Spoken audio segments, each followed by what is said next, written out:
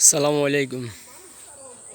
ফজর করছিলাম আমরা, তবে করি তেমন একটা সুবিধাও না এবারের।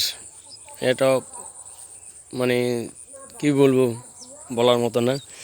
কিন্তু দানার থোয়া আসছে, আসার পরও দান নিয়ে এলছে, নিয়ে এলার পরে এই দানার আগা সব জ্বলে গেছে। কেন কি জন্য এটা আল্লাহ পাক রাব্বুল আলামিনে জানে কী কারণে। মানে অবস্থা সবারই, শুধু আমাদের না, সবারই একই অবস্থা দেখতেছি।